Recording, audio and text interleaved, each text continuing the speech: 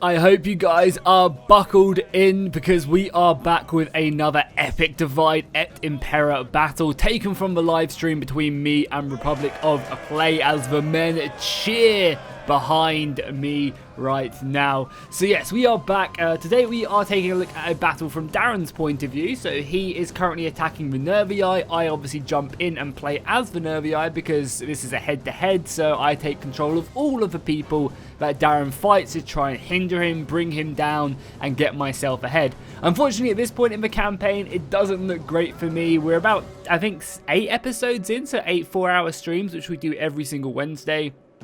And yeah, as I said, things aren't looking amazing for me and my faction. However, that doesn't mean we're not going to have any really epic battles. Because if anything, it means we're going to have even better battles. Because as Darren tries to kill me, I'm going to be throwing everything I have at him. And it's going to be very interesting, I think. And we'll definitely get some cool battles as I try and just slow him up as he moves into my territory. So definitely make sure to tune in every Wednesday at 4 PM GMT. If we sometimes do stream on Tuesdays as well, if something does go, like we're busy on a Wednesday. So again, just keep an eye on my community tab, keep an eye on the channel around 4 PM GMT. So as he said, this is a massive forest battle right now. I have a huge number of units. I think I have around about 10,000 men, and I think I outnumber Darren by about 1,600 men. So I have an advantage in numbers. However, I don't have any cavalry. I think, actually no, that's a lie. I have 1 unit of these horsemen right here, whereas Darren's rocking about 6 or 7. I think he's rocking 7 units of cavalry. And that's obviously a pretty big deal in, Divide et Impera, especially when you're playing as barbarian factions as well, because the barbarians tend not to have a huge morale, especially with these type of units, and if your general isn't spec'd for morale and stuff like that. So because of that, a simple, like a handful of rear charges completely devastates a barbarian battle line. And, that's obviously going to be very hard for me to prevent when I only have 1 unit of cavalry and Darren has 6 or 7. I think it's maybe 6, we'll say 6, but maybe 6 or 7. That's a lot of cavalry, right?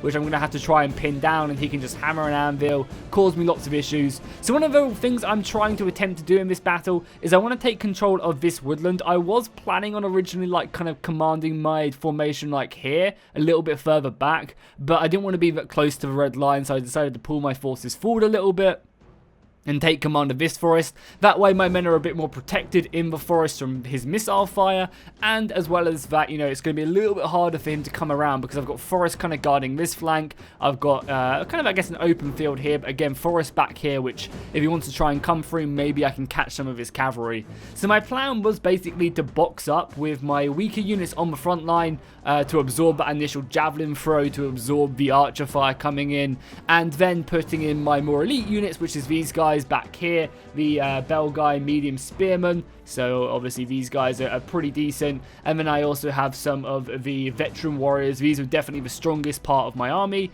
and I believe I also have some berserkers somewhere as well, which are going to be a very potent force. I think these are berserkers, yeah, then I have these berserkers right here. So infantry wise, I think I can definitely break through Darren's battle line. It's just going to be that constant harassment of cavalry which is going to really bring me down.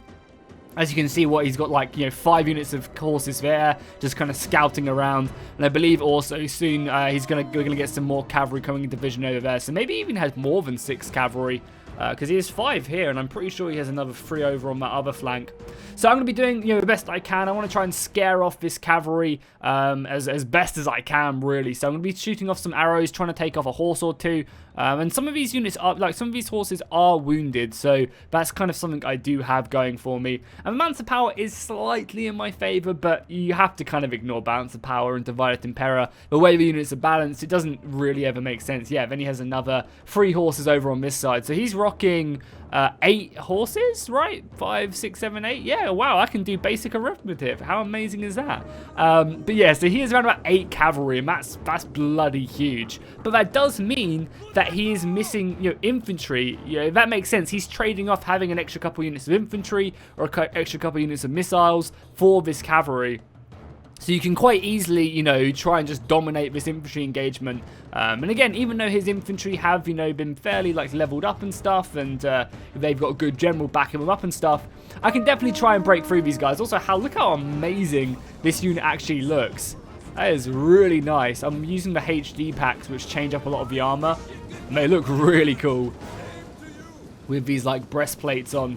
So yeah, Darren's going to push up. Oh yeah, also obviously I have my reinforcements making their way over here. Darren's going to try and harass me a little bit, as much as he can really, with these horses. He doesn't want to commit, but again, it's just slowing me up. It's about disrupting my formation. If my men get to this, you know, my main formation and they're exhausted, that's great for Darren. You can see them moving in now. Going to basically just be throwing their javelins. Obviously, this is a great skirmish cavalry. And sometimes you would be able to punish this by, you know, just, you know, throwing your own cavalry over here, throwing some more, like some other archers out here. Because I'm trying to reinforce, I can't really do that. And right now, these javelins can just find their mark on my units, especially if you focus down 3 units of cavalry on this side. You can do a lot of damage. And if he was to hit my unit from every side with horses, he'd take them down very quickly. And unfortunately, I can't punish this, you know. That's one of the downsides about the head-to-heads is that you kind of just have to use whatever the army the AI has. And generally, the AI doesn't really recruit a lot of cavalry. So unfortunately, you know, we kind of have to just suffer that. And look at that, he's already tracked up 10 kills on this unit. That's not bad whatsoever with just a few javelin tosses. So right now, I'm just forming up here. I've got my spearmen on the front line. And I kind of like looking back on this battle, maybe should have just put my like heavy swordsmen on the front line and taken that initial charge of like javelins and arrow fire. And just said screw it, and then just used all these lightly armored spears as my back line. Because I think, you know, obviously, if I would have had this many spears, they're not really going to do much in the front line. But they're 300 men, and they hold, like, you know, they can basically just bubble around my battle line whilst my good swords attack. Like, definitely could have been a great strategy in this one. So the harassment is still coming off, but I'm basically back to my main formation now. So I can basically form up very effectively. You can see my spears are moving over. I am pretty tired though. A lot of my men, I mean, my back line have kind of got refreshed now, but yeah, again, active. And yeah, a lot of these spears are tired as well. Whereas Darren's men are coming into this fairly fresh, just marching closer and closer to me. And now his formation is now coming into view. He's going to be having a heavy line of spearmen on his front line. And you can normally tell the quality of a unit depending on how many men it has in it. Now, don't get me wrong, some units with 300 men are pretty decent. But these guys are going to have 200 men, and that generally tells they're of a much higher quality than the units that have 300 men in them. It's just kind of like the unwritten rule in Divided Impera.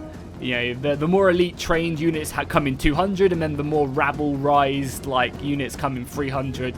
And they definitely do have their own purposes. You can definitely use and utilize the 300 men units very effectively. They kind of have their own purpose, but you know, for an elite army, having these 200 man units are going to be always very beneficial. So my archers are now unleashing their first couple volleys. I'm going to be trying to focus down everything I have on a handful of units, and I really want to try and kill Darren's missile line. They're currently hidden in this big gap right here because they're like Germanic hunters, so they're really effective at that.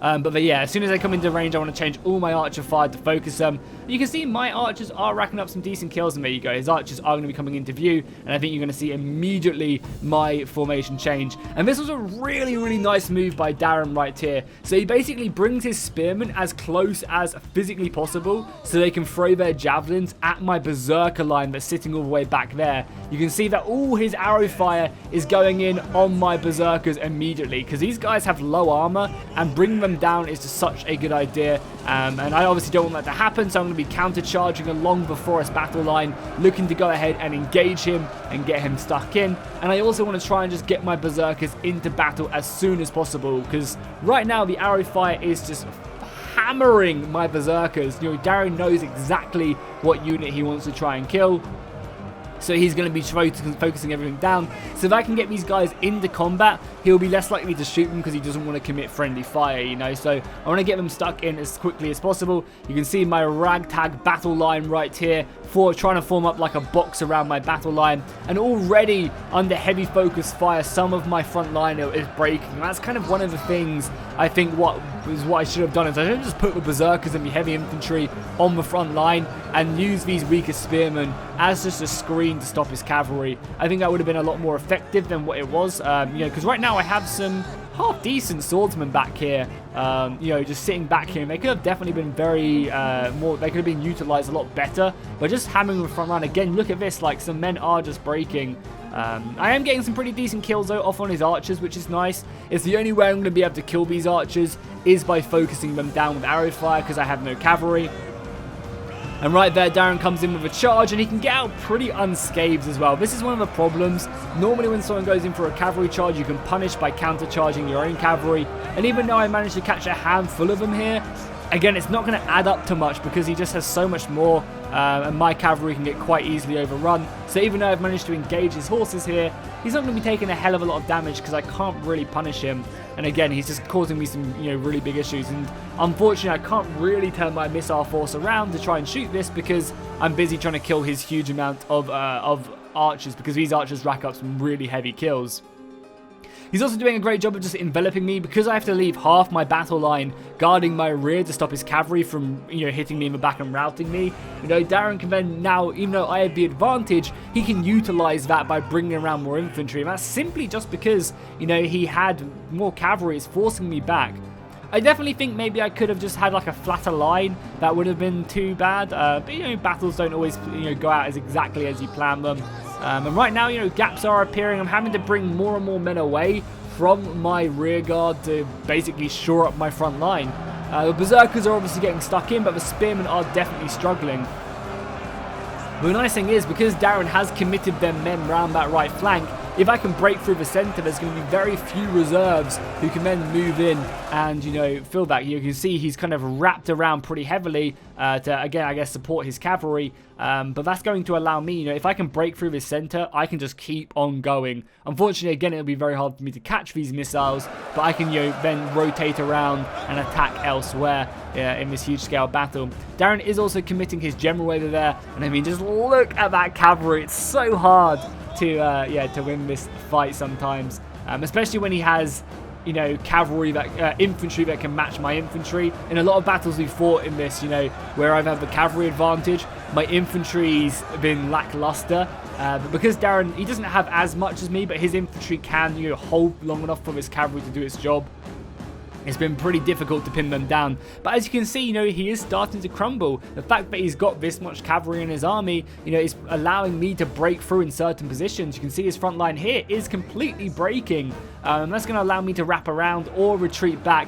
But as you can see, the constant pounding of his horses has allowed him to break through. He found the gap, which was really nice, and now he can just cause mayhem. And again, what can I do against this? You know, my infantry, if I break it in the back, it's going to allow more horses through. I guess I do have a handful of infantry I could possibly pull back, but it's very hard to see, you know, what I've got here, who's winning what in this forest area, which is, I guess, exactly why I formed up here.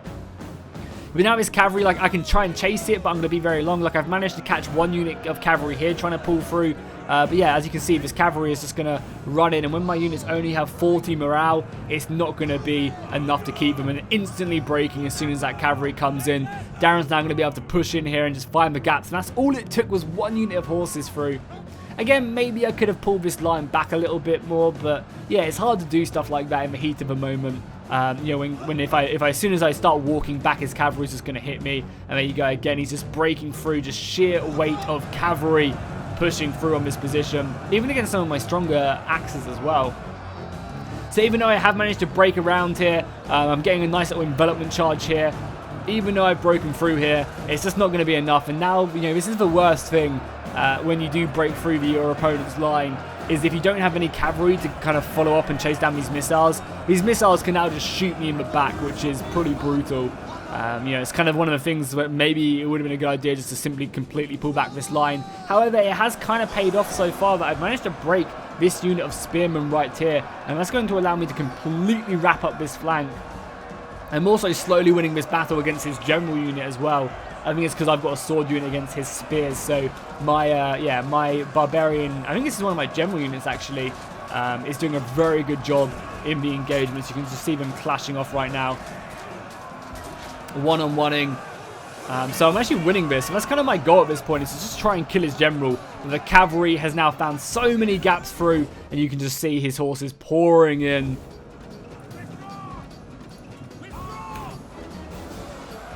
That was definitely not the unit I wanted to go to. I wanted to go to the cavalry. But yeah, you can just see them coming in now. They're just going to be wrapping up this battle. And as you can see, the battle is going to be going pretty south for me. Just huge breaks all across the board. But I'm going to be trying just to kill as much as possible, because in these battles,